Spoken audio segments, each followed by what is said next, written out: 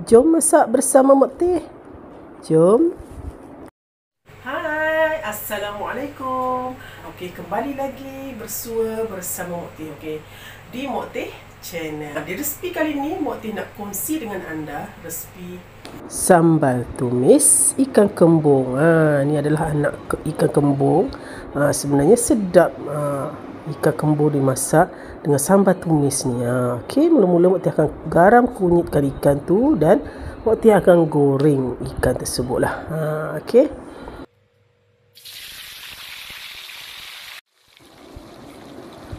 Okey, masukkan ikan dalam kuali tu dan balik-balikkan lah setelah garing. Okey, boleh balikkan. Nampak tak? Ini kuali legend Mak Teh ni. Itulah kuali lama kan. Kuali orang dulu-dulu masih ada lagi. Itulah masih boleh digunakan.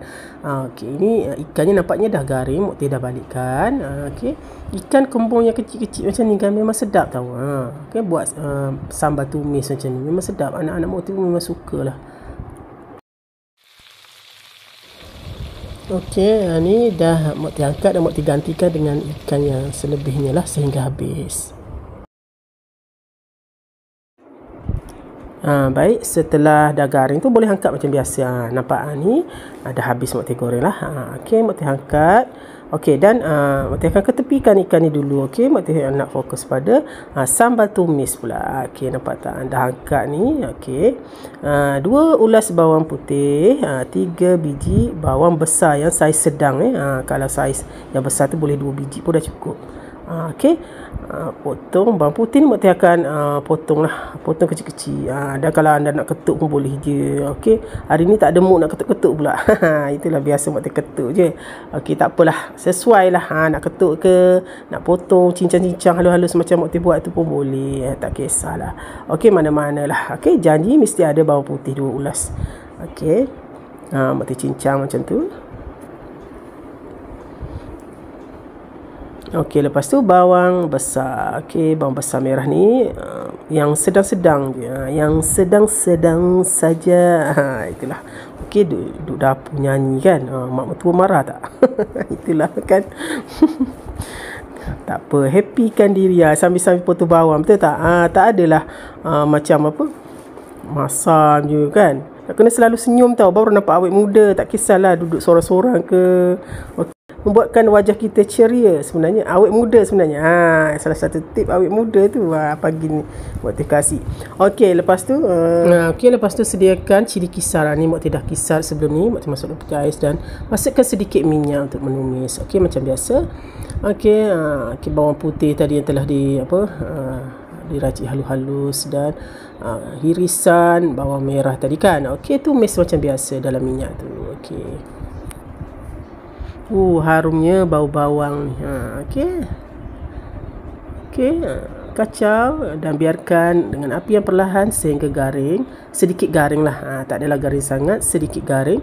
Lepas tu Mak Teh akan tambahkan cili kisar yang Mak Teh cakap tadi. Okey, cili kisar ni Mak Teh letak dalam 5 senduk. Okey, 5 senduk sesuailah dengan ikan yang Mak Teh buat tadi.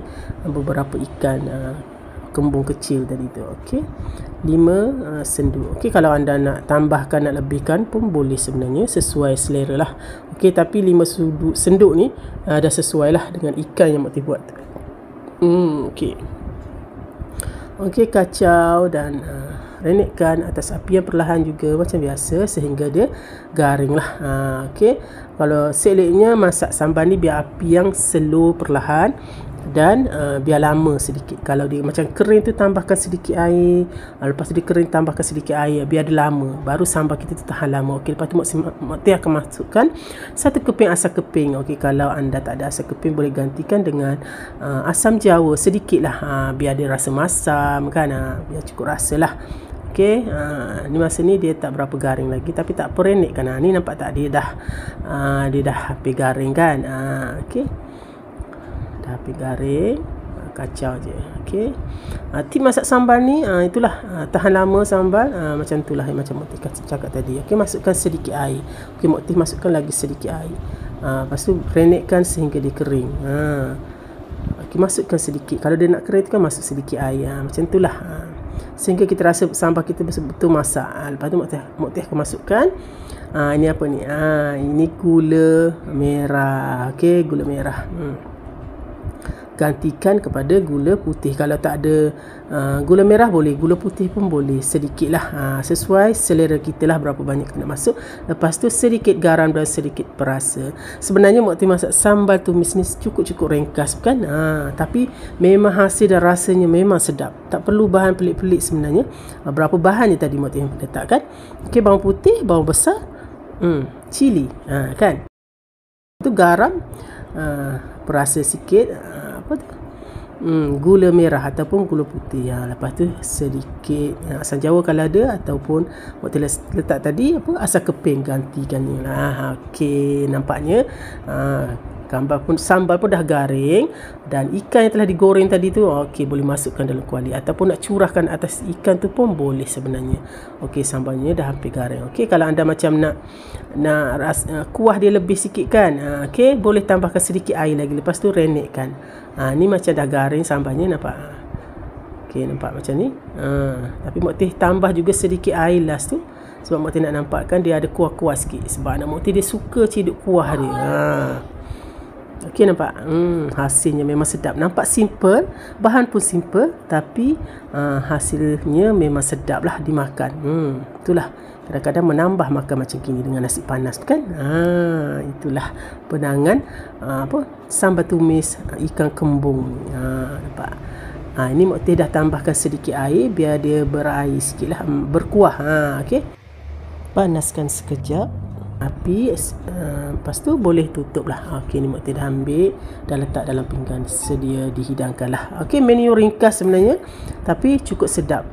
Kadang-kadang menu macam ni lah membuat kita menambah makan tu kan. Itulah. Okey, Mak Teh rasa sampai di sini dulu perkongsian Mak Teh untuk kali ini. InsyaAllah di resipi yang akan datang Mak Teh akan kongsikan dengan resipi yang menarik lagi, InsyaAllah. Okey, doakan Mak Teh. Bye. Assalamualaikum. Selamat menonton.